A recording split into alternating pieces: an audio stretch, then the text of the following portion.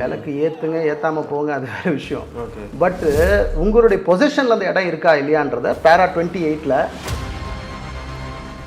ஒரு கோயில் நிர்வாகம் கடைப்பிடிக்க வேண்டிய சடங்கு சம்பிரதாயம் அல்லது கஸ்டம்ஸை ஃபாலோ பண்ணலை அப்படின்னும் போது தீபத்தூணுக்கு அடைய வேண்டிய படிக்கட்டு மூலிமா போனீங்கன்னா நீங்கள் தர்காவை அடைய முடியாது. தர்காவுக்கு போகிற படிக்கட்டு தீபத்தூண் அடையாது. ஒரு தனி மனிதனுக்கு அவனுடைய ரிலீஜியஸ் ப்ராக்டிசஸை ஃபாலோ பண்ணுறதுக்கு என்ன உரிமை இருக்கோ அதே மாதிரி இன்னொரு நபரை வந்து அது பாதிக்காமல் இருக்கணும். அது பாதுகாக்க வேண்டியது இந்த தீர்ப்பு வந்த பிறகு அது வந்து நடைமுறைப்படுத்த வேண்டியது ஸ்டேட் கவர்மெண்ட் ஸ்டேட் போலீஸோடைய ப்ரெரோகேட்டிவ்ல வருது. They also have an equal chance for appeal. நான் என்ன ஃபீல் பண்ணுறேன்னா இந்த ஜட்மெண்ட்டை முழுசாக படிச்சுட்டு அதுக்கப்புறம் வந்து இந்த கலகக்குரல் எழுப்புறதோ பண்ணால் அது முந்திரி திராட்சை முழுசா இருக்கு. ஆச்சி பாயாசம் மிக்ஸ் ஒன்று வாங்கினால் ஒன்று இலவசம். சார் வணக்கம் சார். வணக்கம். திருப்பரங்குன்றம் விவகாரம் சார், நிறைய பேர் அவங்க பாயிண்ட் ஆஃப் வியூவில் வச்சுட்டு இருப்பாங்க. ஏன்னா பொலிட்டிக்கலாகவும் அது ஒரு பக்கம் டிபேட்டாக போயிட்டுருக்கு. இன்னொரு பக்கம் வந்து அது பொதுமக்கள் சார்ந்து அவங்க கருத்துக்கள் இது எப்படியும் தனித்தனியாக ஒரு பார்வை இருக்குல்ல. ஆனால் அந்த ஜட்ஜ்மெண்ட்டை பற்றி ஒரு சின்ன டீகோடிங் பண்ணலாம் அப்படின்னு நினைக்கிறேன். அந்த ஜட்ஜ்மெண்ட்களில் எதெல்லாம் வந்து முக்கியமான அம்சங்கள் அதை நீங்கள் சொன்னால் சரியாக இருக்கும்னு நினைக்கிறேன். இந்த ஜட்ஜ்மெண்ட் மேலே ஒப்பீனியனோ ரிமார்க்ஸோ கிரிட்டிசைஸ் பண்ணவோ நான் விரும்பலை.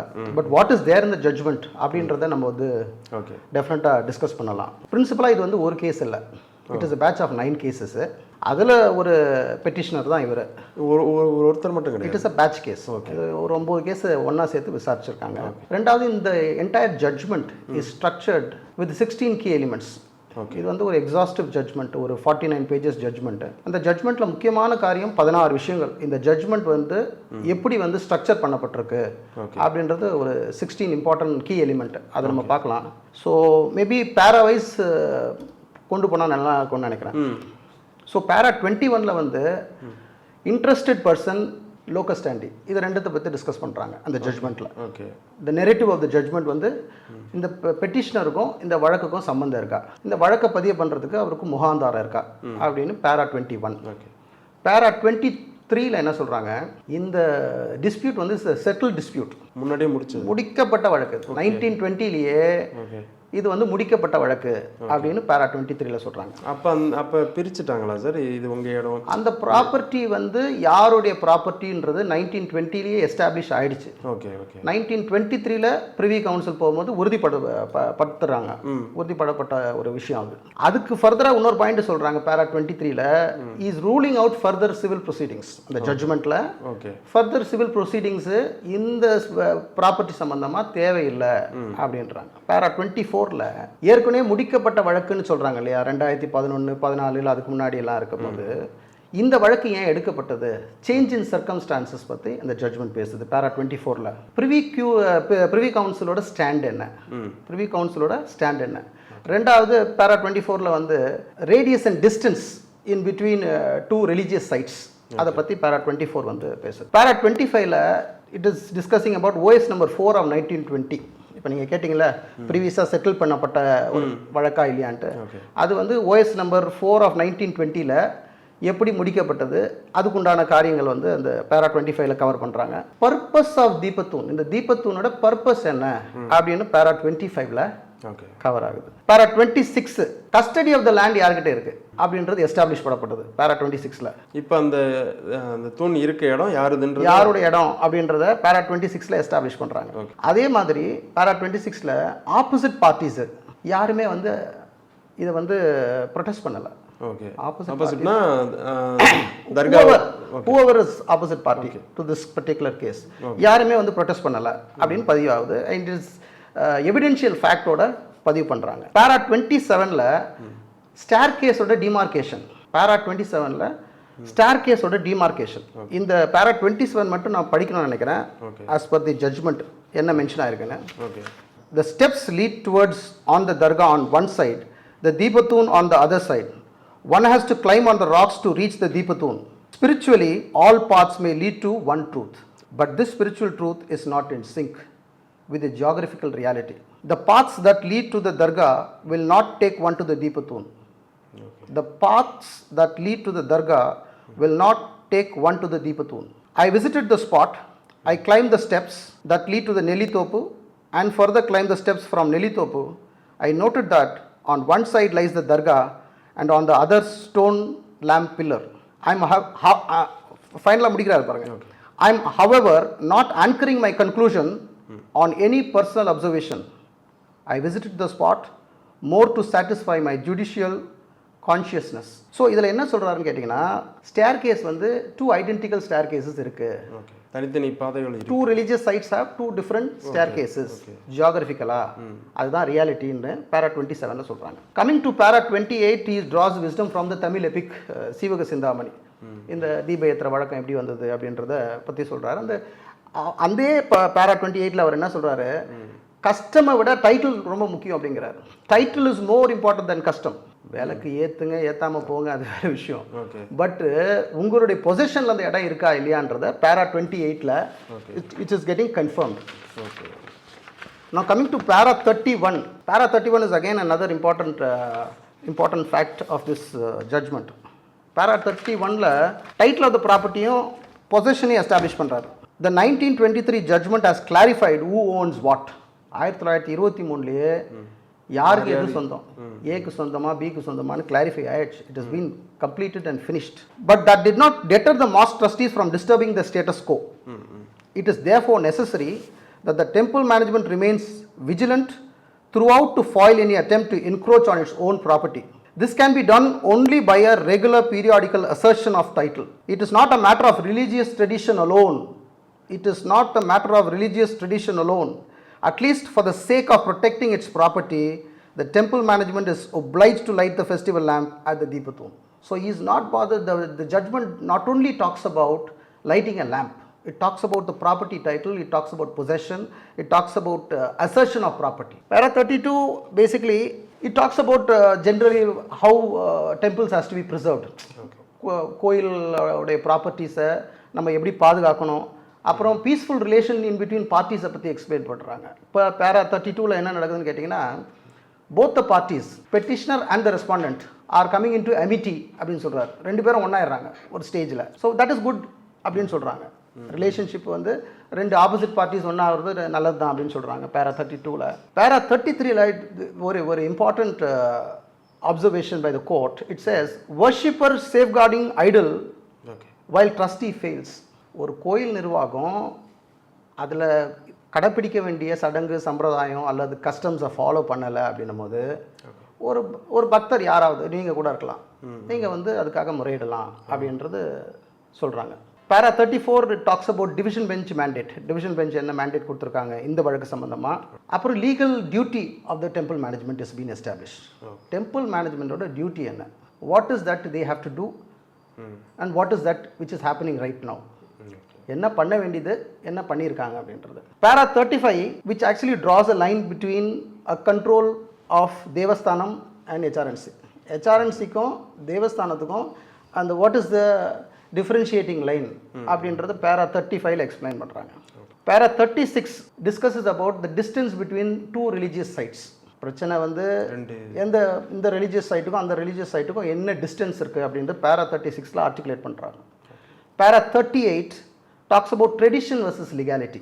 Tradition ஒன்று இருக்குது, what is the relevance with legal procedures or legality, and constitutional morality versus sensibility. Constitutional morality, ஒரு தனி மனிதனுக்கு அவனுடைய ரிலீஜியஸ் ப்ராக்டிசஸை ஃபாலோ பண்ணுறதுக்கு என்ன உரிமை இருக்கோ அதே மாதிரி இன்னொரு நபரை வந்து அது பாதிக்காமல் இருக்கணும். அது பாதுகாக்க வேண்டியது சட்டத்தின் கடமை, டெம்பிள் மேனேஜ்மெண்ட்டோட கடமை, ஈவன் பக்தருடைய கடமை ஆல்சோ அப்படின்றது எஸ்டாப்ளிஷ் ஆகுது. பேரா 40 இஸ் an amazing பேரா which will actually conclude this entire case. இந்த கேஸோடைய ரூட் இங்கே தான் இருக்குது. பேரா 40ல் I may refer to a resolution that was passed in the Peace Committee meeting held on 1/12/2005 in the office of the RDO. The Dargah management had signed the minutes expressing their no objection for lighting the temple at Deepathoon. Repeating, I may refer to a resolution that was passed in the Peace Committee meeting held on 1/12/2005 in the office of the RDO. The Dargah management has signed the minutes expressing their no objection for lighting the lamp at the Deepathoon. They made it clear that the lamp can be lit at any place beyond 15 meters from the dargah. Though this is not enforceable resolution, one can safely conclude that the opposition appears to be more at an instance of certain vested interest. So, para 40 is very clear. 1/12/2005 RDO Peace Committee meeting either parties have signed off and the opposite parties வந்து minutes of the meeting எங்களுக்கு no objection சொல்லிட்டாங்க. Which means where is the problem? அதுதான் இந்த ஜட்ஜ்மெண்ட்டில் para number 40 சொல்கிறாங்க. para 42 explains who should light the lamp. யார் ஏற்றலாம், யார் இந்த விளக்கை யார் ஏற்றலாம். So this is one of the well structured judgement. இதில் வந்து I don't think so the principles of writ is been taken care of. ஒரு ரிட் பெட்டிஷனுக்கு என்னென்ன பிரின்சிபிள்ஸ் வேணுமோ it is been taken care of. இப்போ முடிவில் வந்து and within the framework of the judgement reasoning. Okay sir, கிட்டத்தட்ட ஒரு 16 முக்கிய அம்சங்கள் படிச்சிங்க. இதை சுருக்கமாக இதில் என்ன ஃபைனலாக கவனிக்கணும் அப்படின்றத சுருக்கமாக சொல்லணுன்னா எப்படி இருக்கும் சார்? இது வந்து 1923 முடிக்கப்பட்ட ஒரு வழக்கு. ஓகே. சொத்து அவருக்கு சொந்தமா இவருக்கு சொந்தமான்றது பிரிச்சுட்டாங்க. So it is been decided case. இப்போ இந்த வழக்கில் வந்து பார்த்தீங்கன்னா இந்த தீபத்தூணில் தீபம் ஏற்றணும் அப்படின்றதான் வழக்கு. இது சம்மந்தமாக பல ஆண்டுகளுக்கு முன்னாடி பல வழக்குகள் பதியப்பட்டிருக்கு. பட் இந்த வழக்கு ஏன் வந்து மதுரை பெஞ்சு இந்த வழக்கை வந்து எடுத்துக்கிறாங்க அப்படின்னா there is a change in circumstance. முன்னாடி பதியப்பட்ட வழக்குகளுக்கும் இப்போ இந்த 9 பெட்டிஷனர்ஸ் ரிட் பெட்டிஷன் ஃபைல் பண்ணுறதுக்கும் டிஃப்ரென்ஸ் வந்து சேஞ்ச் இன் சர்க்கம்ஸ்டான்ஸ் இருக்கிறதுனால இந்த ரிட் பெட்டிஷனை எடுத்துக்கிட்டாங்க. எடுத்த பிறகு என்ன ஆகுதுன்னு கேட்டிங்கன்னா விசாரணையில் வந்து அவங்க பல காரியங்களை வந்து விசாரணையில் தெரிய வருது. யாருன்னா இதில் வந்து ஆப்போசிட் பார்ட்டிஸ் யாராக இருக்காங்க, சொத்து வந்து யாருக்கு உண்டானது, அது வந்து தீர்மானம் ஆக போச்சு. இந்த ரிலீஜியஸ் சைட்டை சொல்லப்படக்கூடிய தர்கா வந்து காம்பவுண்ட் வால் போடப்பட்டிருக்கா இல்லையான்னு ஒரு கேள்வியை வந்து நீதியரசர் கோர்ட் ஹால்லேயே கேட்குறாரு. கேட்கும்போது அதையும் வந்து ஜட்ஜ்மெண்ட்டில் ரெக்கார்ட் ஆகிருக்கு. அப்போ தர்கா மேனேஜ்மெண்ட் என்ன சொல்கிறாங்க, காம்பவுண்ட் வால் நாங்கள் போட்டுட்டோம் எங்கள் இடத்துக்கு அப்படின்னா. So by default once compound wall போட்டுட்டிங்கன்னா the balance rest of the area belongs to some other person இல்லையா. உங்கள் நிலத்துக்கு நீங்கள் வந்து காம்பவுண்ட் வால் போட்டிங்க, பேலன்ஸ் உள்ள இடம் யாருன்றது இதுவாயிட்டு. அதே மாதிரி இந்த 1923 ஜட்ஜ்மெண்ட்லேயும் ப்ரிவி கவுன்சில் கொடுக்குற ஜட்ஜ்மெண்ட்லேயும் 3 இம்பார்ட்டன்ட் ஃபேக்டர்ஸ் சொல்கிறாங்க எந்தெந்த இடம் வந்து தர்காவுக்கு சொந்தம், த அதர் ரிலீஜியஸ் சைட். ஒன்று வந்து நெல்லித்தோப்புன்ற ஏரியா, செகண்ட் வந்து அந்த தர்கா, மூணாவது வந்து ஸ்டேர் கேஸ். இதை தவிர மற்ற எல்லாமே வந்து it belongs to the temple management அப்படின்றது 1923 எஸ்டாப்ளிஷ் ஆகுது. இப்போ பிரச்சனை வந்து it is not about the title is been clear. So இந்த ஜட்ஜ்மெண்ட்டில் என்ன சொல்கிறாங்கன்னா the temple is in full possession of the property including the place where the deepathoon is establish. தீபத்தூன் எங்கே இருக்கோ அந்த இடமும் வந்து டெம்பிள் மேனேஜ்மெண்ட்டோட கஸ்டடியில் தான் இருக்குது. பல ஆண்டுகளுக்கு முன்னாடி என்ன ஆகுது, இந்த மாதிரி ஒரு பிரச்சனை வரும்போது, ஒரு சின்ன கான்ஃப்ளிக்ட் பிட்வீன் பீப்புள் வரும்போது, பக்தர்கள் போய் தீபம் ஏற்றணும்னு நினைக்கும் போது இவங்க என்ன பண்ணுறாங்க, அதை வந்து ஃபென்சிங் பண்ணுறாங்க, அந்த இடத்த வேலி போடுறாங்க, இதை வந்து உள்ளே போகக்கூடாதுன்னு. அதையும் ஒரு கேள்வியாக வந்து நீதியரசர் கேட்குறாரு கோர்ட்டில். என்ன கேட்டாங்கன்னா, இந்த வேலி போட்டது யார் அப்படின்னு கேட்குறாரு. வேலி போட்டது யாருன்னு கேட்கும்போது அப்போ அதுக்கு பதில் ஜட்ஜ்மெண்ட்டில் என்ன சொல்கிறாங்க அப்படின்னா, டெம்பிள் மேனேஜ்மெண்ட் சொல்கிறாங்க நாங்கள் தான் போட்டிருக்கோம், ஏன்னா யாரும் வந்து மேலே ஏறக்கூடாதுன்றதுக்காக தடுப்பு வேலி மாதிரி போட்டிருக்கோம் அப்படின்னு சொல்கிறாங்க. ஸோ நீதியரசர் கேட்குறாரு, இப்போ தடுப்பு வேலி போடும்போது யாரும் அப்ஜெக்ஷன் பண்ணல, இன்னை வரைக்கும் யாரும் அப்ஜெக்ஷன் பண்ணலை. So which means temple management is in the possession of the land. Simple, ruled out. So தெளிவாக வந்து இவங்க கஸ்டடியில் தான் அந்த லேண்டு, அந்த பீஸ் ஆஃப் லேண்டு, அந்த தீபத்தூண் இருக்குது அப்படின்றது எஸ்டாப்ளிஷ் ஆகுது. ஆன பிறகு என்ன ஆகுதுன்னு கேட்டிங்கன்னா, இப்போது இந்த வழக்குடைய பிரச்சனை என்ன, கார்த்திகை தீபம் அன்னைக்கு தீபம் ஏற்றணும். இப்போ கீழே ஏற்றுறதா மேலே ஏற்றுறதா? இப்போது ஆஸ் பர் த பெட்டிஷனர் கீழே வந்து அந்த உச்சி பிள்ளையார் கோயில் பக்கத்தில் ஏற்றுறாங்க இல்லையா. ஆஸ் பர் த பெட்டிஷனர் அவர் என்ன சொல்கிறாருன்னா, இது வந்து மோட்ச தீபம் ஏற்றுற இடத்துல கார்த்திகை தீபம் ஏற்றக்கூடாது, அதனால எனக்கு அந்த இடத்துல ஏற்றுறதுக்கு நீங்கள் ஈஓ மூலியமாக அவரை ஏற்ற சொல்லுங்கள் அப்படின்னு சொல்கிறது தான் பெட்டிஷன்.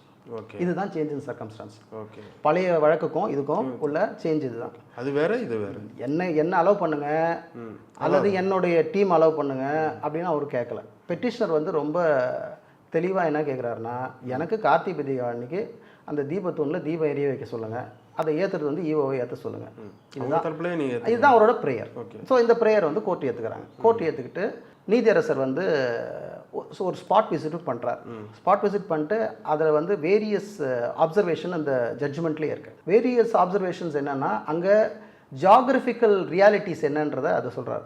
ஜியாகிரபிக்கலாக அந்த இடம் எப்படி இருக்குது. படிக்கட்டு வந்து அவர் என்ன சொல்கிறாருன்னா, தீபத்தூணுக்கு அடைய வேண்டிய படிக்கட்டு மூலிமா போனீங்கன்னா நீங்கள் தர்காவை அடைய முடியாது. தர்காவுக்கு போகிற படிக்கட்டு தீபத்தூண் அடையாது. ரெண்டுமே ஸோ 2 வெவ்வேறு படிக்கட்டு இருக்குது அப்படின்றது ஜட்ஜ்மெண்ட்டில் எஸ்டாப்ளிஷ் பண்ணுறாங்க. ஸோ 2 விஷயம். ஒன்று, காம்பவுண்ட் வால் ஏற்கனவே போடப்பட்டிருக்கு. படிக்கட்டு 2 டிஃப்ரெண்ட் பாத்வேஸ் இருக்குது. 3வது, பொசஷன் வந்து டெம்பிள் மேனேஜ்மெண்ட் கிட்ட இருக்குது அப்படின்றத இந்த ஜட்ஜ்மெண்ட்டில் அவங்க வந்து ரெக்கார்ட் பண்ணுறாங்க. இல்லை சார், ஏன்னா இப்போ ஃபைனலாக அவங்க வந்து கோர்ட் வந்து தீபம் ஏற்றலாம் அப்படின்னு அனுமதி கொடுத்துட்டாங்க. அது ஒரு ஆர்டராகவும் பாஸ் ஆகிடுச்சு. ஆனால் இதுக்கு வந்து இப்போ ஜென்ரலாக எனக்கு தெரிஞ்சுக்கலான்னு சார், இப்போ அதை வந்து காவல்துறை வந்து ஏற்ற விடலை, அன்னைக்கு அது நடக்கலை அப்படின்னா அது கண்டெம்ட் ஆஃப் கோர்ட் அந்த மாதிரி எதுவும் வராதா? இல்லை, ஏன்னா உங்கள் பார்வையில் நான் அந்த கண்டெம்ட் ஆஃப் கோர்ட் உள்ளே போக விரும்பல. Okay. But fortunately or unfortunately இந்த தீர்ப்பு வந்த பிறகு அது வந்து நடைமுறைப்படுத்த வேண்டியது ஸ்டேட் கவர்மெண்ட், ஸ்டேட் போலீஸோடைய ப்ரெரோகேட்டிவ்ல வருது. They also have an equal chance for appeal. அதுதான் ஸ்டேட் கவர்மெண்ட் அப்பீல் போயிட்டாங்களே. ஓகே, அப்படின்னா அது they saying they go for an appeal. So Supreme Court has to decide. Okay okay. இப்போ நான் என்ன ஃபீல் பண்ணுறேன்னா, இந்த ஜட்ஜ்மெண்ட்டை முழுசாக படிச்சுட்டு அதுக்கப்புறம் வந்து அதை ரிவ்யூ பண்ணுறதோ அல்லது வந்து கலகக்குரல் எழுப்புறதோ பண்ணால் அது வந்து சரியாக இருக்கும்னு நினைக்கிறேன். Okay okay. சரி, இப்போ நான் வந்து இப்போ 16 எலிமெண்ட்ஸ் சொன்னேன் இல்லையா, இந்த 16 எலிமெண்ட்ஸ் இந்த ஜட்ஜ்மெண்ட்டில் இருக்குது. ஸோ யார் வேணும்னாலும் எங்கே வேணும்னாலும் டவுன்லோட் பண்ணி பார்த்துக்கலாம். Okay okay. ஸோ அந்த case number also I will write to share. WPMD 32317 ஆஃப் 2025 மதுரை பெஞ்ச். ஸோ இதை டவுன்லோட் பண்ணி யார் வேணால் பார்த்துக்கலாம். ஓகே. இதை டவுன்லோட் பண்ணி படித்தாங்கன்னா அவங்களுடைய தற்போதைய சிந்தனையே மாறும். ஓகே. இந்த ஜட்ஜ்மெண்ட்டில் என்ன தான் சொல்லியிருக்காங்க. see it is a court's view. Court வந்து பார்த்தீங்கன்னா they will consider lot of factors. ஒரு பர்டிகுலர் ஃபேக்டர் வச்சு ஒரு கோர்ட்டு டிசைட் பண்ணாது. கோர்ட்டு டிசைட் பண்ணனா வேரியஸ் ஃபேக்டர்ஸ் கன்சிடர் பண்ணுறாங்க, எவிடன்ஸ் கன்சிடர் பண்ணுறாங்க, லா அதுக்கு அப்ளை ஆகுதா இல்லையான்னு பார்க்குறாங்க. To you understand? எல்லா இம்ப்ளிகேஷனும் பார்த்து தான் பண்ணுறாங்க. எல்லாத்துக்கும் மேலே என்ன ப்ரெசிடென்ட் இருக்குது, எத்தனையோ சைட்டேஷன் இருக்குது இந்த ஜட்ஜ்மெண்ட்டில்.